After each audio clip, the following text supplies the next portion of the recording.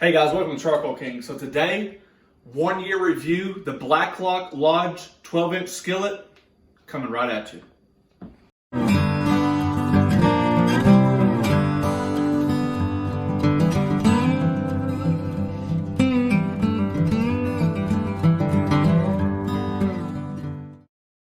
Alright guys, so I've done a couple reviews in the past. I've kind of changed course in how I want to do reviews in the future. I don't like the idea of just taking something right out of the box and telling you guys what I think. I want to put it through the test. The only exception is that dang flat top grill that we've got, and I love it today, I love it tomorrow, I loved it yesterday, so there's no doubt about it. We did a review, you guys can check that link, on the Blacklock Griddle. I unboxed it, we set it down, and it just wasn't necessarily what I was looking for. Now, that has nothing to do with Blacklock Lodge itself. It was just the griddle for what I wanted to use it for. Did not work out. Fast forward about 9 months, 10.5 months. Let's call it the 1 year review. This is the Blacklock Skillet. This is the 12-inch, okay? This bad boy is hot because I'm going to cook in it while I'm doing a review, because I can't just stand here and talk to you guys. I got to have something to do, so why not make something out of it? So the first thing we're going to do is talk about why you're at this page, or why you're at this moment in your life for a cast iron skillet. Rewind about 2 years ago, my cast iron journey, it didn't necessarily begin, but it really took the next level, and that's when we started talking about YouTube and all that other stuff. I'm not a big believer in having 800 pieces of cast iron. I don't think you have to be a guru to have 800 pieces. I think you can have quality pieces in your arsenal that you can use every day and be just as efficient or just as knowledgeable as the other people, and that's where we're at. The thing that got me about the Blacklock, probably the number one most sought after item, had to be the triple seasoning. So you're thinking, well, all the cast iron comes seasoned, all the cast iron does this, da-da-da. How much important is a triple seasoning? And I'm here to tell you, it ain't. I'm not saying this pan's a dud, and I'm not saying don't buy this pan. But let me tell you some of the stuff that Lodge claims to have going on. I'm going to start my stuff, okay? We're going to do like a quiche for the wife. So Frittata. Frittata. All I'm going to do is start cutting vegetables. Don't worry about the recipe. Like I said, I'm just making it because my wife's hungry, and this is going to be our breakfast for the week. So let's get back to it. So Lodge claims that the skillet is lightweight, okay? I agree. This is a 10-inch and this is a 12-inch. They're both by Lodge. This is a Blacklock. This is a regular, low price, run-of-the-mill $15 Lodge pan. I do think that the cast iron is lighter weight. But what are you giving up? The way they've done it is they made the handle a little bit different. We'll get to that in a second. But as you can see, the walls are extremely thin. Now, that could be good and bad. Can you see the difference? How thick the wall is there and how thin that is? Mm-hmm. All right. So the point is that's one way of them getting rid of some of the weight. So that's kind of good and bad, okay? What happens is it heats up extremely fast, but also cools down extremely fast. And if you know anything about cast iron, then you know that's one of the benefits of retaining the heat. So it might not be the world's greatest conductor of heat, but it's got to be one of the world's greatest retainers of heat, okay? So that was a selling point as well, and I still didn't feel like it hit it didn't hit the mark the way I liked it. When you fill this thing up with potatoes and chicken or pizza or whatever, you're never going to know the 1 pound difference, and that's about what it is. If you take the 12-inch Blacklock versus the traditional, you're looking about like a 1.5 pound difference, and honestly, it's not that big of a deal. The other thing is the handle. Now, I love and hate the handle, and you're like, golly, here we go again. How can you like and hate? I'm going to tell you why. Let me get this onion cut up real quick. The handle is supposed to be ergonomic. Is that a good word? Ergonomic? I It's don't supposed know. to fit your hand a little bit better, and it's supposed to stay cooler. But with them doing that, I think creates a bad spot in the handle. So let's just get these chunked up real quick, and I'll show you what I'm talking about. The handle itself does stay cool. I will give them credit, because you got the air gap here, which allows the heat to miss before it gets to here. But as you can see on my 10-inch, when you hold it, it firmly fits in your hand, okay? Like, it feels good and solid. The bad thing about the so-called extended handle and the cooler handle is you're only getting about that much handle. I'm a man with big hands. So you can imagine that when I grab it, my hand is creeping up along this V, and the V does get hot. So not until like this part of it does it get cooler, okay? That's why we have some of those cast iron, I don't even know what we did with it. Little grip thing. The grip things, because, you know, if you're not paying attention, but I always use towels. I'm just a towel person. We did it in the restaurants, and that's how we do it here. But the point is, even that right there, that can start getting a little bit hot, and we're not even on high heat yet. So you're looking at it, you're looking online, you're thinking, man, the handle's got to be great. There's a trade-off. It seems like there's a trade-off on everything they've done, okay? Now, you could talk about versatility. You could talk about easy to wash. They say it's easier to wash than normal cast iron.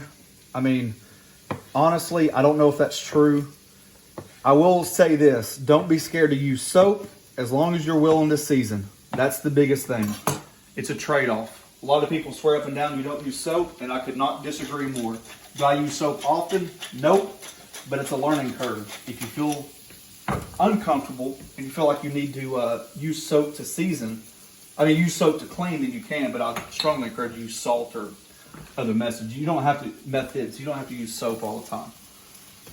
So let's get back to it. So it says it's a little bit lighter. It is lighter, but you offset it by thinner cast iron. But the thinner cast iron heats up faster and it cools down faster.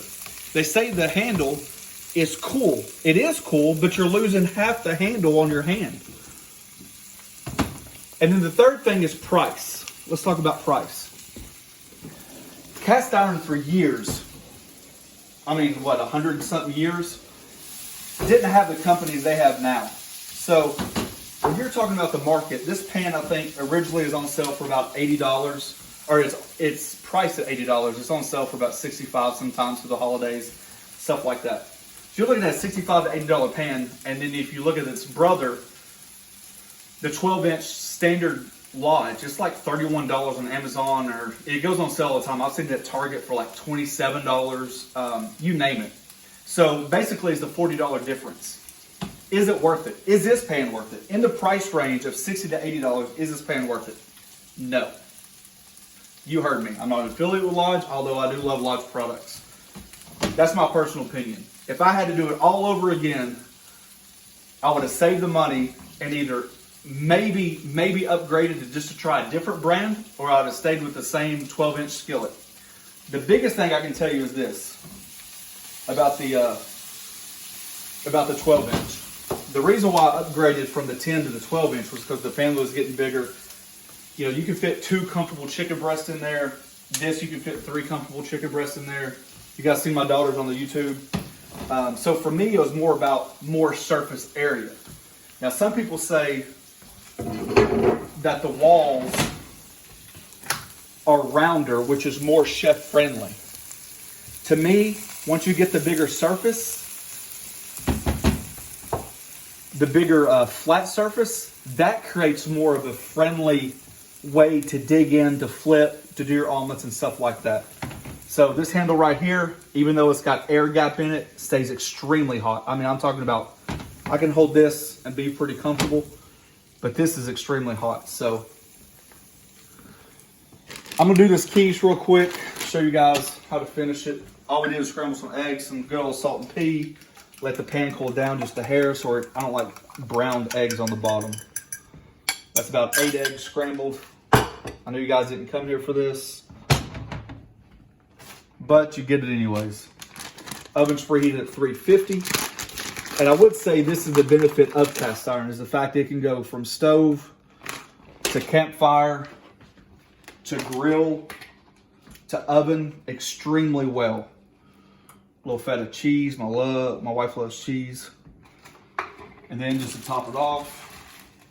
Mmm, the best cheese, goat cheese. Yep, it just gives it some tang.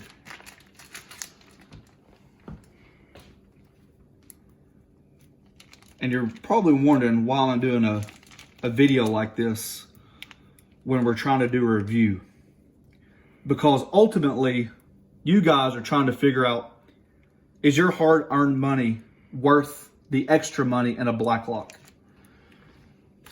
So what other better way to put it to the test and let you guys see what it looks like. All right, guys, so we're just going to take it out of the oven. I just want to recap a little bit. I threw some cheese on there. You guys can see it to stop, what do you call it? Googling around, gigging. Just like soupy in the middle, you know? All right. I just want to recap probably the three top things that you could probably look on other people's videos and see the same thing. So we're going to talk about the lightweightness. They did make it lightweight, but to make it lightweight, they used less metal. I just don't know if it was worth it. I do like the pan. It's not like I'm giving the pan away to anybody, but I just don't know if it's worth the extra mile per se. The other thing was triple seasoned.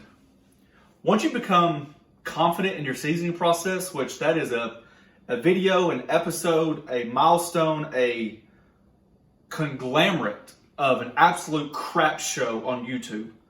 Because people do it, from all the way here to all the way there, good and bad, and it is horrible. But the point is, if you can figure out your seasoning process and you feel comfortable in it, you don't need the triple season. Cast iron has been seasoned for years. You'd probably be better off just to buy two pans, a 10-inch and a 12-inch, save the extra money, buy the extra pan, and only use one of the pans for anything that has to do with frying, like a deep frying, skillet frying or something like that. And the other one, you can just vary the difference, but you almost get two pans for the price of one. And the third thing that they really say is the cool thing is a lightweight is the cool handle. I'm not touching it because it is hot coming out of the oven. I just can't get over the fact that the hands of a normal man don't even fit it correctly. And I don't know why in the engineer process we ever went this route to where when you grab a hold of it, your hand is way up here and it forces your hand down. You guys can see that right there, that anytime it's wide and it comes down, it just makes the grip on it a lot less secure, especially when you're adding 2.5 inches of weight to the tip of it. So anyways, but that's the point. I just wanted you guys to hear it from me. I really want to be, as you'd say, a good spot for reviews. See if we can get this bad boy out of here so it looks like I know what I'm doing. Oh, yeah. Look at that. Low carb. Breakfast. Yep. It's breakfast for the week. We all cut the air it pockets and put it in the fridge. Cheese pockets. Anyways. All right, guys. So this is the 12-inch Blacklock skillet. You guys are going to have to make the decision for yourself. Overall, am I happy with the pan? Yes. Overall, do I think the three most powerful things that they say is the greatest thing about the pan? Personal preference. Thanks for watching. Don't forget to press that subscribe button, pound that notification button, share the video, and we're going to see you next time. Peace.